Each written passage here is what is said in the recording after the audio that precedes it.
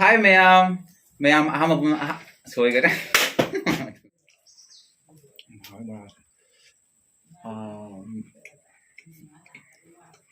Muna sa muna.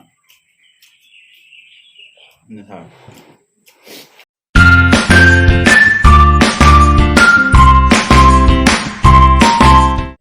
Hi ma'am.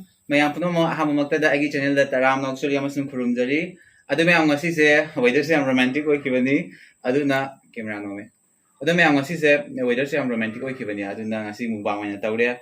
Na han ngai di thabal video se yengbada ma'am se am waram ni han khalle. Kaina habda yausang lo silakpagi amasung sajibu changakpagi tha ni se taisinabagi thabal ma'am sidiko ma'am da hairam kana dre ma'am su yengba yam waram man khalle. Wabudi waram ma'am nuai bani.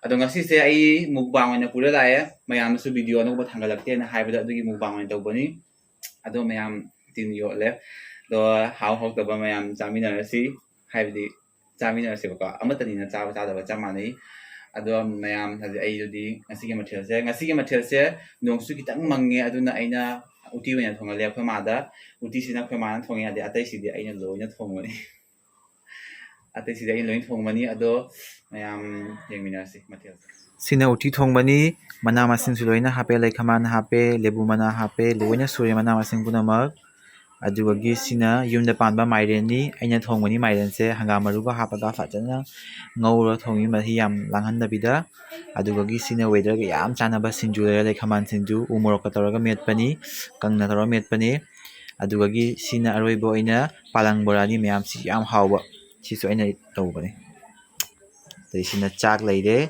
so mayam hawarsi ado mayam aigi video se lo foying bio like to biramu aduga atai di mayam adum khangabani ai cha de se ko akhoi chiche cha bada ngaujai hoi amadi tamo makeup yoi matau tamaga dum khara ngamjaba khara tawdani mayam nungai kani ana khali mayam support to view so ma si mathel se cha ba hawarsi didi sing khud bi ham doye ba ko se nungai kani charam dai na kitan haya de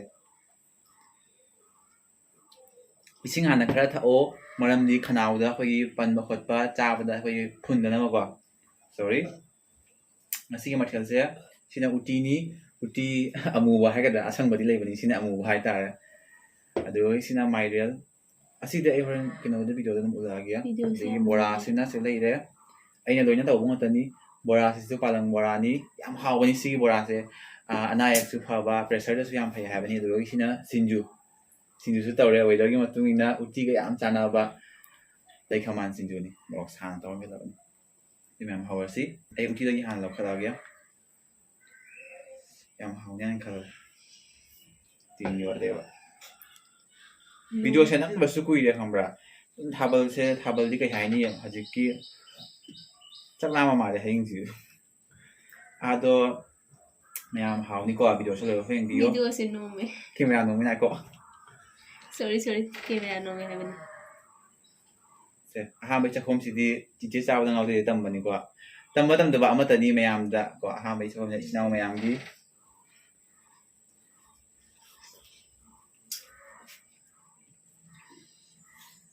ha tum na me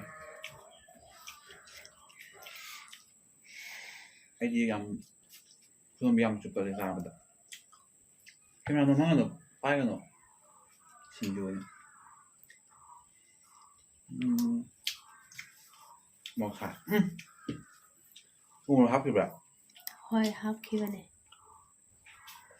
ha yam nong na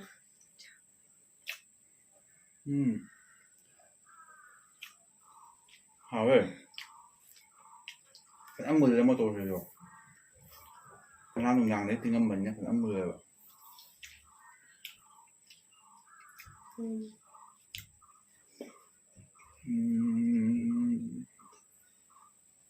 ha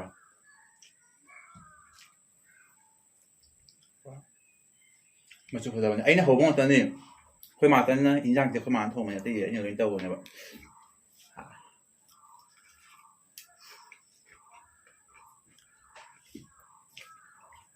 hảo đấyสุดท้ายแค่มาครับแค่ยำนุ่มแบบกินไม่ได้หรอกพอได้ว่าจะกินแล้วยำนุ่ม nang chari ma kai num de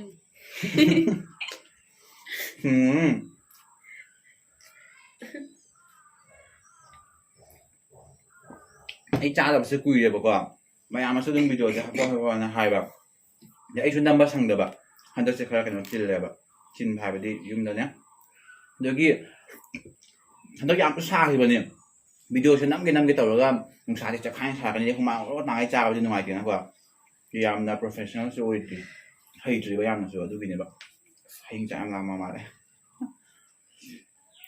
ꯂꯦꯝꯕꯨꯝ ꯌꯥꯎꯔꯝꯃꯦ ꯂꯦꯝꯕꯨꯝ ꯍꯥꯏꯕ꯭ꯔꯥ ꯅꯠꯇꯦ ꯀꯩꯅꯣꯝ ꯀꯩ ꯍꯥꯏꯗꯥꯏꯅꯦ Cao hết. ꯑꯗꯣ ꯀꯩꯅꯣ ꯍꯤꯟꯖꯥꯡꯁꯦ ꯑꯃꯈꯛꯇ ꯋꯥꯠꯂꯦ ꯁꯣꯏꯕꯨꯝꯁꯨ ꯏꯔꯣꯟꯒꯦ ꯇꯧꯕꯅꯦ ꯑꯗꯣ ꯌꯥꯝꯃꯟꯈ꯭ꯔꯦꯅ ꯏꯔꯣꯟꯗ꯭ꯔꯕ ꯆꯤꯟꯒ ꯂꯣꯏꯅ ꯇꯩꯔꯦ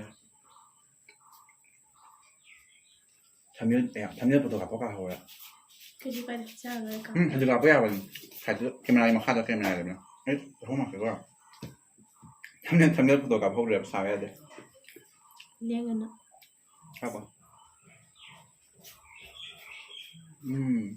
Ama na Ah. lang para pinapasama ito.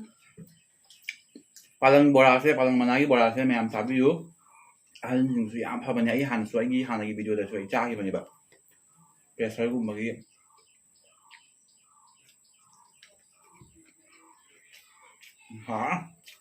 Bora chingsi khram mong ta de. ꯀꯩꯁꯨ ꯀꯥꯏꯗꯦ ꯕꯣꯔꯥ ꯋꯥꯏ ꯄꯨꯛ ꯃꯅꯨꯡ ꯆꯪꯍꯜꯂ ꯑꯃꯠꯇꯅꯤꯅ Nang nahugpani na.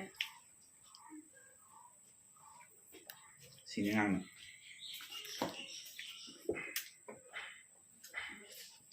ꯁꯤꯡꯖꯨꯁꯦ ꯌꯥꯝ ꯍꯥꯎꯋꯦ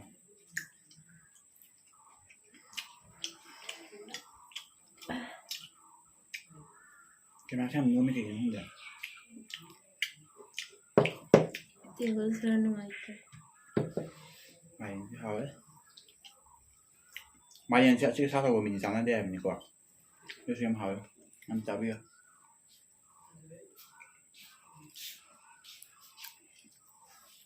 ꯅꯝꯍꯟꯒꯅꯨ ꯚꯤꯗꯤꯑꯣ ꯅꯝꯍꯟꯒꯅꯨ ꯍꯥꯏꯕ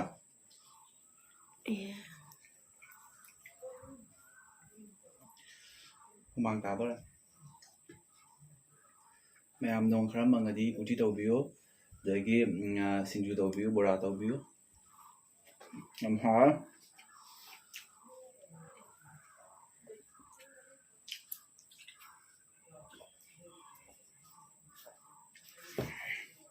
ꯍꯥꯎꯋꯦ ꯍꯨꯃꯥꯡ ꯇꯥꯔꯦ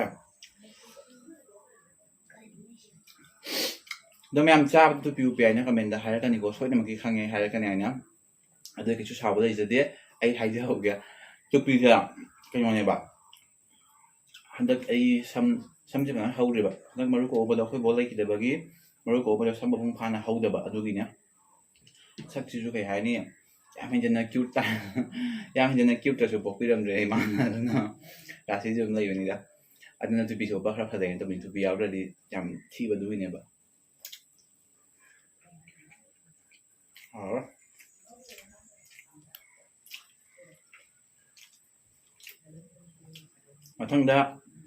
ꯃꯊꯪꯗ ꯀꯩ ꯃꯊꯦꯜ ꯆꯥꯔꯨꯒꯦ ꯍꯥꯏꯅ ꯃꯌꯥꯝ ꯑꯗꯨꯝ ꯍꯥꯏꯕꯤꯔꯛꯑꯣ ꯑꯩ ꯑꯗꯨꯝ ꯆꯥꯖꯔꯛꯀꯦ ꯚꯤꯗꯤꯑꯣꯁꯦ ꯄꯥꯛꯅ ꯉꯝꯗꯅ ꯇꯧꯕ ꯋꯥꯅꯤ ꯆꯥꯗꯤ ꯌꯥꯝ ꯆꯥꯅꯤꯡꯉꯦꯕ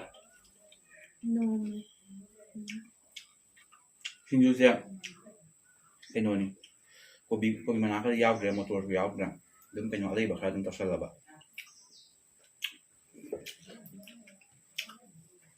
ꯌꯥꯝ ꯅꯣꯝꯕ ꯀꯦꯃꯦꯔꯥꯁꯦ Hoi. Nome. ꯍꯥꯎꯋꯦ ꯊꯤꯅ ꯍꯥꯎꯋꯦ ꯏꯈꯨꯠꯅ ꯊꯣꯡꯉꯕꯅꯤꯅ ꯌꯥꯝ ꯍꯥꯎꯋꯦ Yang sino me. ꯍꯤꯟꯖꯥꯡ ꯈꯛꯇꯅꯤ ꯑꯩꯈꯣꯏ ꯃꯥꯅ ꯊꯣꯡꯕ ꯑꯩ ꯆꯥꯛ ꯍꯤꯟꯖꯥꯡ ꯊꯣꯡꯕꯗ ꯀꯌꯥꯕꯨꯗꯤ ꯍꯩꯇꯦꯕꯀꯣ ꯑꯗꯣ ꯃꯊꯦꯜ ꯑꯣꯏꯅ ꯆꯥꯕꯒꯤ ꯁꯥꯏꯠꯇ ꯍꯥꯞꯄꯤ ꯃꯌꯥꯝꯁꯦ ꯁꯨꯝꯕꯁꯤꯗꯤ ꯂꯣꯏ ꯍꯩꯕ ꯍꯤꯟꯖꯥꯡ ꯃꯄꯨꯡ ꯐꯥꯅ ꯊꯣꯡꯕꯗꯤ ꯍꯩꯇꯦꯕ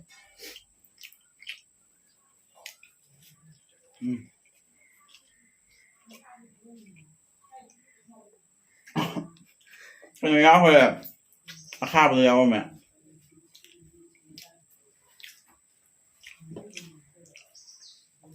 ꯍꯥꯎꯋꯦ ꯕꯣꯔꯥꯁꯦ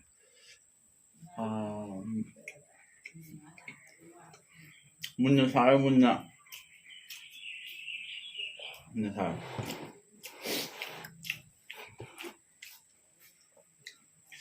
ꯅꯨꯡꯁꯥ ꯁꯥꯒꯠꯂꯛꯑꯦ ꯋꯦꯗꯔꯁꯦ ꯔꯣꯃꯦꯟꯇꯤꯛ ꯍꯥꯏꯕꯨ Camera pa nome. Ang kamenda hairani. ꯁꯣꯔꯤ ꯇꯦꯕꯜꯁꯦ ꯑꯣꯟꯊꯣꯛꯑꯒꯦ ꯃꯊꯪꯗꯗꯤ ꯄ꯭ꯂꯥꯁꯇꯤꯛ ꯇꯦꯕꯜ ꯑꯣꯏꯕ ꯇꯧꯋꯤꯅꯤ ꯅꯣꯡꯃꯅꯤ Kamenda soitra. ꯃꯣꯔꯣꯛ ꯁꯥꯒꯠꯂꯦ ꯁꯤꯡꯖꯨꯁꯦ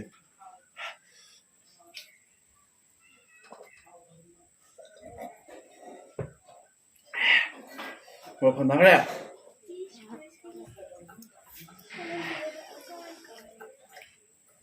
Anh bay cái này học cái nào rồi? Bữa nào đó thì nó bao tôi cũng muốn học rồi. Hin may murang kape. Ako na ba? Kapan jawan na.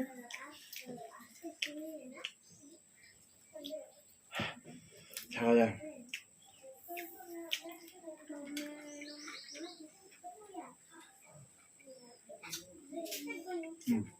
Bữa nào học với nhau. Bữa nào chịu học không anh?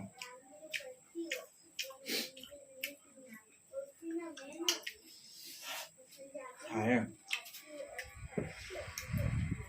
mày chứ học rồi mày khôi dùng tập bàn mình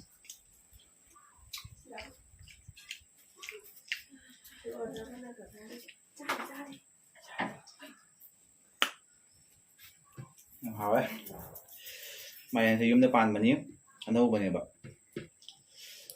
mày chỉ soi năng ngầu bên này được đi bỏ ra soi cái này xin chú soi cái này cũng chỉ là những khoai mặn thôi vậy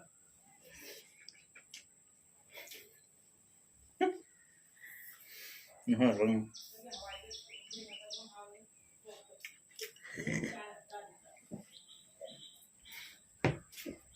ai coi mình nếu nó hết là cái nào vậy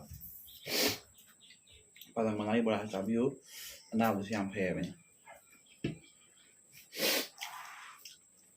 mà nào chứ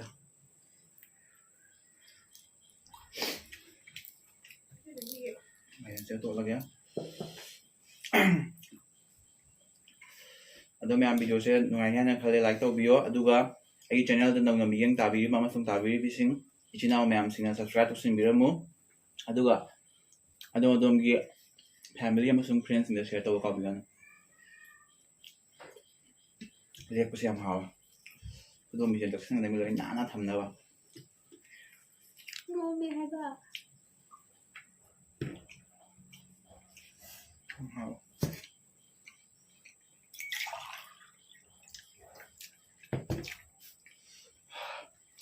Makala.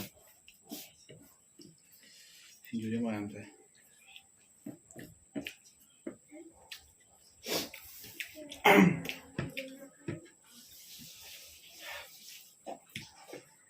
Rồi thôi đó.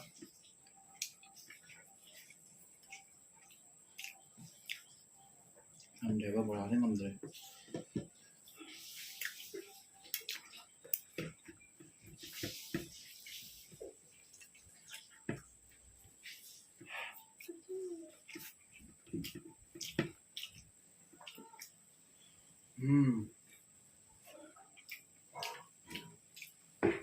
Rồi đó.